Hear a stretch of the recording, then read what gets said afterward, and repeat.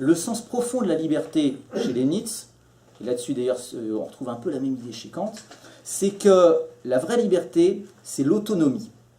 Il parle parfois de spontanéité, mais ça peut être trompeur. C'est l'autonomie, c'est-à-dire la capacité d'agir par soi-même.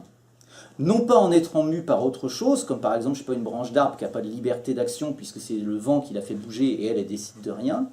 En ce sens, la monade, elle est bien libre. Donc moi qui suis une monade, je suis libre puisque je peux déployer, en un sens, ma puissance. Je suis libre au sens où je suis autonome, autonomos, qui se donne à soi-même ses propres règles, qui procède de ses propres règles. Donc c'est ça, cette notion de la monade qui permet chez Leibniz de maintenir ensemble déterminisme et liberté. C'est vrai que tout est écrit, mais en un sens, quand je suis autonome, quand j'actualise ma propre personnalité, ma propre monade, je suis libre. Alors comme c'est pas facile à comprendre, je vais faire un parallèle qui vaut ce qui vaut. C'est comme dans les Monsieur Madame.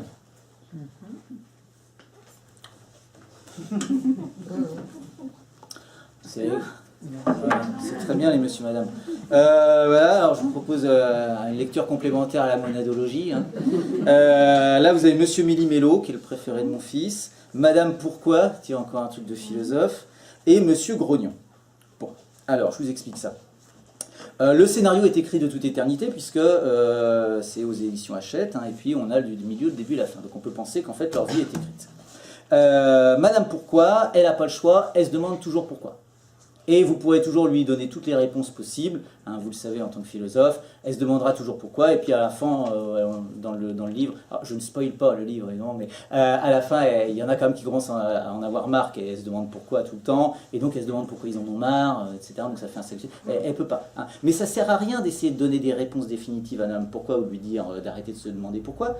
C'est sa nature. C'est une sorte de monade qui se demande tout le temps pourquoi. Donc en fait, elle n'est pas libre, puisqu'elle est prisonnière de sa nature. Elle n'est pas libre, puisque ce qui va lui arriver, alors à la fin, elle rencontre sa meilleure copine, qui s'appelle Madame Pourquoi pas. On espère qu'elle se rencontre Monsieur Parce que, mais non, oh là, alors ces deux-là ensemble, c'est tombé. Elle n'est pas libre de ce qui lui arrive, elle n'est pas libre de sa propre nature. Donc la liberté, c'est quoi la liberté pour Madame Pourquoi, hein? Question qu'on se pose jamais. Ben oui, mais c'est quoi la liberté pour un Monsieur Madame? Ben, la seule liberté pour un Monsieur Madame, c'est pour elle de se demander pourquoi. Parce que justement, elle réalise ce qu'on appelle dans le jargon philosophique son entéléchie, c'est-à-dire tout ce qu'elle peut actualiser de sa propre nature, c'est ça.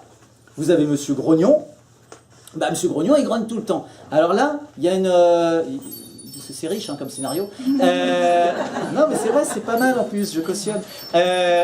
Monsieur Grognon, il grogne tout le temps. Et donc il y a un magicien qui le transforme en pourceau, et puis ensuite en porc, et ensuite en gros porc, à chaque fois qu'il grogne. Alors c'est pareil, Monsieur Grognon, de toute façon il grognera tout le temps. Hein. Même s'il gagne au loto, il va dire « Oh mais que de tracas cet argent, ça ira jamais de toute façon. » Donc ça va jamais avec Monsieur Grognon. Mais il faut le prendre comme il est, Monsieur Grognon. Monsieur Grognon ne peut faire que grogner, c'est son entéléchie, c'est comme ça qu'il développe sa monade. Il ne se sent jamais aussi libre que quand il grogne finalement. Alors là par contre il y a un scénario différent parce que le magicien veut l'empêcher de grogner.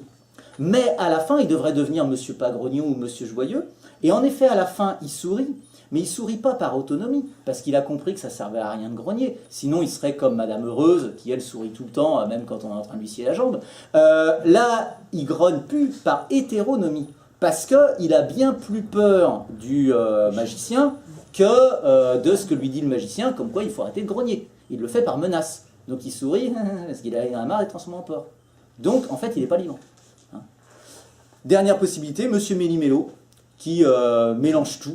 Hein. Alors dès qu'on lui demande, je ne sais pas, vous lui demandez de je sais pas quoi, vous donner un couteau, et puis il va vous donner la serpillière, enfin, dans sa tête, c'est tout Méli-Mélo.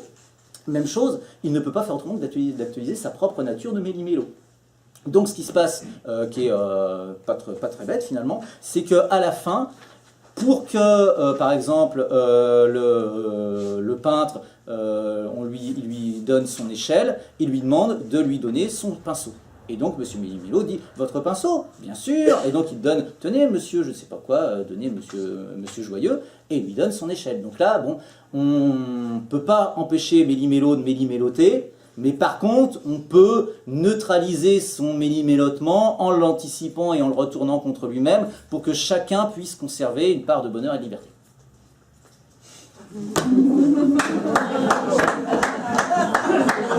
Excellent. C'est des monades.